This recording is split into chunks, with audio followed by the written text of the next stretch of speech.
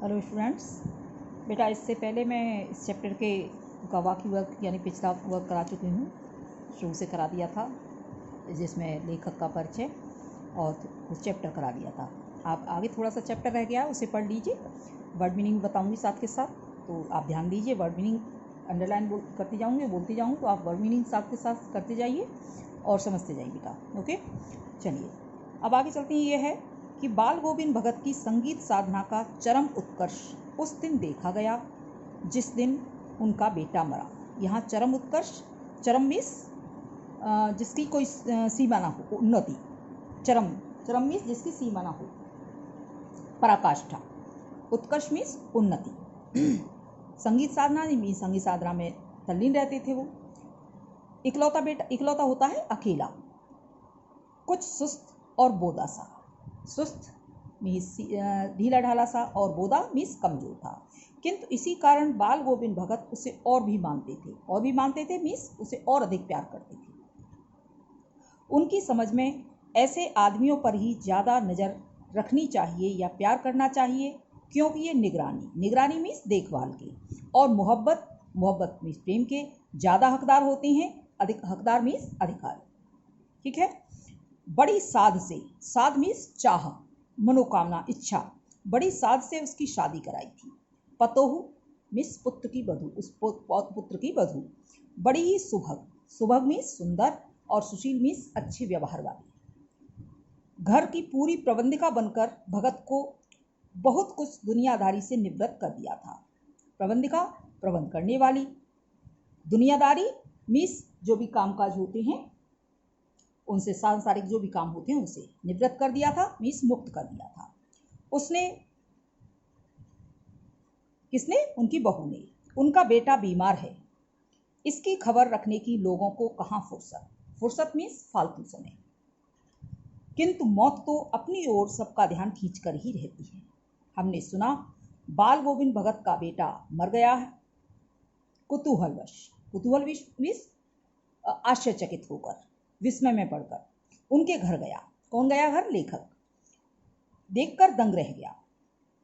क्या देखकर दंग रह गया? दंग रह गया मीन्स अचंभित रह गया, देखता देखता रह गया। बेटे को आंगन में एक चटाई पर लिटाकर, बेटे को मीन्स मरी हुई उसकी डेड बॉडी को, मीन्स मरे हुए बेटे को आंगन में चटाई पर लिटाकर एक सफेद कपड़े से ढांक रखा मीन्स उसे सफेद चादर उड़ा रखी थी। वह कुछ फूल तो हमेशा ही रोपते थे, अर्थात उनका शौक था ये फूलों को रोपने का, अर्थात फूलों की देखभाल, फूल के पौधे लगाते थे, तो वही उसने लिखा है, फूल के पौधे ही रोपते थे। उन फूलों में से कुछ तोड़कर उस पर बिखरा दिए उसकी डेड बॉडी पर, उसके शरीर पर। उनमें से कुछ फूल उन्होंने बखेर रखे थे। फूल और तुलसी दल भी, यानी फूल के साथ साथ तुलसी दल भी। सिरहा ने एक चिराग जला रखा था, यानी एक दीपक उसके पास जल रहा था। पहले इतना ही बताती हूँ, फिर आगे बोलती हूँ। अब बच्चों, जब लेखक ने देखा कि लेखक जानता था बाल गोविंद भगत के बारे में कि वो अपनी संगीत साधना में लीन रहते थे, यानी अपनी खेती बाड़ी भी देखते थे, घर के कामकाज से उनकी बहू ने, पुत्रवधू ने आके निवृत्त कर दिया था, तो अपनी संगीत साधना में लीन रहती थी। अब लेखक ने बताया है कि मैंने उस दिन उनकी संगीत साधना का चरम उत्कर्ष देखा, यानी उनकी जो तल्लीनता थी मैंने उस दिन देखी जिस दिन उनका बेटा मरा। जब बेटा मर गया तो उन्होंने क्या किया कि बेटे को आंगन में रखा। बेटे की शादी तो उन्होंने पहले ही करा दी थी। जो पुत्रवधू थी वो बहुत ही सुंदर थी, अच्छे व्यवहार वाली थी, बाल गोविंद भगत की सेवा करती थी, और घर के सभी कामकाजों से उसने अपने ससुर अर्थात अपने फादर इन लॉ भगत को निवृत्त कर दिया था, उन्हें मुक्त कर दिया था। अब तो भगत और भी ज़्यादा संगीत साधना में तल्लीन रहते थे। उनका जो बेटा था वो बहुत ही कमजोर था, सुस्त मीन्स जिसे कहते हैं ना कम अकल वाला, तो ऐसा ही सीधा साधा सा कुछ कमजोर था। उसे वो और भी अधिक प्यार करते थे, क्योंकि उनका मानना था कि ऐसे लोगों को जो कमजोर और सुस्त होते हैं उनको और अधिक उनका ध्यान रखना चाहिए, उनकी और अधिक देखभाल करनी चाहिए, क्योंकि उन्हें वो ऐसे जो लोग होते हैं वो अपना भी ख्याल नहीं रख सकते। वही उनके बेटे का था। अब उनकी शादी भी करा दी थी, पुत्रवधू बहुत अच्छी थी, तो अब तो वो और भी अधिक सेवा पूजा में, यानी अपने पूजा पाठ में, संगीत साधना में लीन रहती थी। लोगों को पता नहीं रहता, वैसे भी जो लोग कामकाजी होते हैं, अपने काम से काम रखते हैं, उन्हें किसी के बारे में कोई पता नहीं रहता, अर्थात उनके पास कोई फालतू समय नहीं रहता किसी के जीवन में ताक झाँक करने की। तो लोगों को कहाँ फुर्सत, जैसे उसने बताया कि लोगों को कहाँ फुर्सत कि भगत का बेटा बीमार है। किसी की बीमारी के बारे में लोग कम ही जान पाते हैं। कब जानते हैं? जब उसकी मृत्यु हो जाती है। तो वही हुआ कि जब भगत का बेटा बीमार था तो किसी को नहीं पता, लेकिन जब उसकी मृत्यु हो गई तो लोगों को पता चल गया। लोगों की भीड़ उनके यहाँ इकट्ठी हो गई। अब लेखक भी वहाँ पहुँचा। लेखक वहाँ पहुँचकर उसने देखा तो वो अचंभित रह गया, यानी वो विस्मय में पड़ गया, अचंभित रह गया। और क्यों अचंभित रह गया? क्योंकि उसने देखा कि भगत का बेटा जो मरा हुआ है, उन्होंने उसे आंगन में एक चटाई पर लिटा रखा है, उस पर एक सफ़ेद चादर से उसे ढक रखा है था, तो उसे उड़ा दी है सफ़ेद चादर। उसके पास तुलसी दल और फूल बखेर दिए हैं और उसके सिरहाने एक दीपक जला रखा है। अब आगे देखिए बच्चों। और उसके सामने जमीन पर आसन जमाए गीत गाते चले जा रहे हैं। आसन जमाए मीन्स वहीं पर बैठे हुए, वही पुराना स्वर, वही पुरानी तल्लीनता। तल्लीनता मीन्स ध्यानमग्न होकर। घर में पतोहू रो रही है, पतोहू वही पुत्रवधू। गांव की स्त्रियां चुप कराने की कोशिश कर रही हैं, प्रयत्न कर रही, प्रयास कर रही, किंतु बाल गोविंद भगत गाए जा रहे हैं। हाँ, गाते गाते कभी कभी पतोहू के नज़दीक भी जाते, नज़दीक मीन्स उसके निकट जाते, उसके पास जाते और उसे रोने के बदले उत्सव मनाने को कहते। क्या कहते? आत्मा परमात्मा के पास चली गई।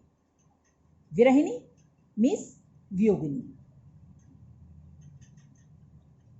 बिछड़ी हुई, अपने प्रेमी से जा मिली है। विरहिणी बिछड़ी हुई, वियोगिनी अपने प्रेमी से जा मिली है, अर्थात परमात्मा से जा मिली है। भला इससे बढ़कर आनंद की कौन बात?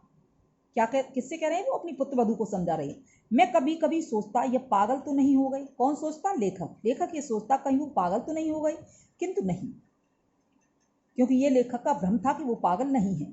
वह जो कुछ कह रहे थे उसमें उनका विश्वास बोल रहा था, अर्थात उनका ईश्वर पर अटूट विश्वास था। वह चरम विश्वास जो हमेशा ही मृत्यु पर विजयी होता आया है। अब देखिए, चिराग जला रखा था। चिराग जलाने के साथ साथ क्या था? जमीन पर स्वयं भी उसकी डेड बॉडी के पास, उस मरे हुए शव के पास बैठे हुए थे, आसन जमाए बैठे हुए थे और दुख मनाने की बजाय क्या कर रहे थे? वही गीत गा रहे थे, उसी तल्लीनता के साथ गीत गा रहे थे। गाते गाते क्या करते? अपनी पुत्र वधू के पास चले जाते, क्योंकि वो बहुत ही रो रही थी। उसका पति मर गया तो वो बहुत रो रही थी। उसके पास चले जाते और उससे चुप रहने के लिए कहते और उससे कहते कि ये रोने का समय नहीं है, ये तो उत्सव मनाने का समय है, क्योंकि आत्मा का परमात्मा से मिलन हो गया है, इसलिए ये उत्सव मनाने का समय है, रोने का समय नहीं है। लेकिन वह तो रो रही थी, जिसे गांव की स्त्रियां चुप करा रही थी। लेखक ने सोचा कि शायद ये पागल हो गए हैं, लेकिन ये लेखक का भ्रम था। वो पागल नहीं थे, वह उनका विश्वास बोल रहा था। क्या विश्वास बोल रहा था?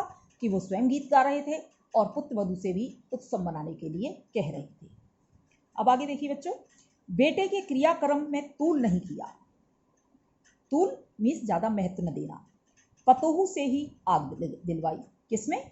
उसकी चिता में, बेटे की चिता में पतोहू से आग दिलाई उसकी। किंतु ज्यों ही श्राद्ध की अवधि पूरी हो गई, श्राद्ध मीन्स मरने वाले व्यक्ति के बाद उसके नाम का जो भोजन किसी को खिलाया जाता है उसे बोलते हैं श्राद्ध।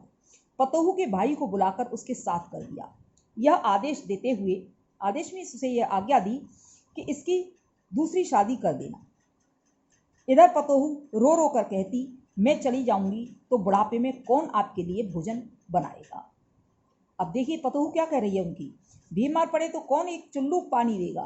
चुल्लू भर मीन्स इस तरीके से हाथ बना के कहते हैं कि चुल्लू भर पानी देगा। मैं पैर पड़ती हूँ, यानी वो बहुत विनती कर रही थी, उनसे प्रार्थना कर रही थी, मुझे अपने चरणों से अलग नहीं कीजिए। लेकिन भगत का निर्णय अटल था। निर्णय मीन्स उनका जो डिसीजन था अटल था, मीन्स जो टाला नहीं जा सकता था। उन्होंने निश्चित रूप से कह दिया था कि अब जो मैं कह रहा हूं वही करो। हाँ, अटल था, नहीं तो मैं ही इससे घर छोड़कर चल दूंगा। अब यानी इसे या चाहे तो धमकी समझ लीजिए, चाहे उनकी जिद समझ लीजिए। यह थी उनकी आखिरी दलील। दलील मीन्स तर्क। और इस दलील के आगे बेचारी क्या कहती। अब वो पुत्रवधू, इस दलील समझ लो, उसे चाहे जिद समझ लो, उन्होंने यही दी। अब क्या किया बच्चों? बेटे की क्रियाकर्म अर्थात जब बेटा मर गया तो उसका जो क्रियाकर्म होता है, उसकी चिता जलाई जाती है, वो सारे कार्य भगत ने अपनी पतोहू से ही करवाए। यहाँ तक कि उसकी चिता में अग्नि भी उसी से दिलवाई।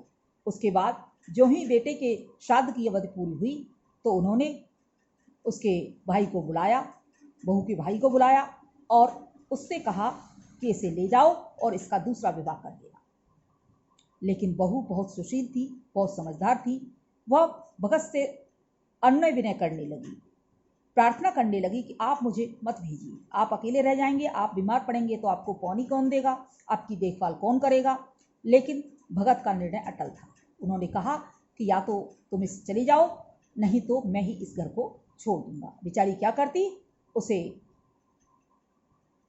अपने भाई के साथ जाना पड़ा, यानी गिरे हुए भरे हुए मन से उसे अपने भाई के साथ जाना पड़ा। अब आगे देखिए बच्चों, बाल गोविंद भगत की मौत उन्हीं के अनुरूप थी, उन्हीं के अनुरूप अर्थात जैसी वे चाहते थे। वह हर वर्ष गंगा स्नान करने जाते। स्नान पर उतनी आस्था नहीं रखते जितनी संत समागम और लोक दर्शन पर। संत समागम यानी संतों की संगति, और लोक दर्शन यानी लोगों से मिलना और स्थान स्थान पर जाकर दर्शन करना या घूमना फिरना। पैदल ही जाते थे। करीब 30 कोस पर गंगा थी। साधु को संबल लेने का क्या हक? संबल मीन्स किसी का सहारा, किसी की मदद। और गृहस्थ को किसी से भिक्षा क्यों मांगे, और यदि वो गृहस्थ है तो किसी से भिक्षा क्यों मांगे। अतः घर से खाकर चलते तो फिर घर पर ही लौटकर खाते। रास्ते भर खंजड़ी बजाते, खंजड़ी वही उनकी डफली, जहां प्यास लगती पानी पी लेते। 4-5 दिन आने जाने में लगते। किंतु इस लंबे उपवास में लंगर या जब जो नहीं खाते, व्रत करते हैं बिना खाए पिए, वही मस्ती। अब बुढ़ापा आ गया था किंतु टेक वही जवानी वाली थी, यानी टेक जवानी वाली थी, यानी उनका जो स्वभाव था वो उसी तरीके से था। इस बार लौटे तो तबीयत कुछ सुस्त थी। खाने पीने के बाद भी तबीयत ठीक नहीं हुई, सुधरी, थोड़ा बुखार आने लगा, यानी तबीयत उनकी ठीक नहीं हुई और कुछ बुखार आने लगा। किंतु नियम व्रत तो तोड़ने वाले नहीं थे। नियम व्रत जो उन्होंने नियम कर रखा था पूजा पाठ का या संतों की संगति का, वो तोड़ने वाले नहीं थे, वह छोड़ने वाले नहीं थे। वही दोनों जून भी दोनों समय गीत गाते, स्नान ध्यान यानी नहाते, ध्यान करते भगवान का और अपनी खेती बाड़ी देखते।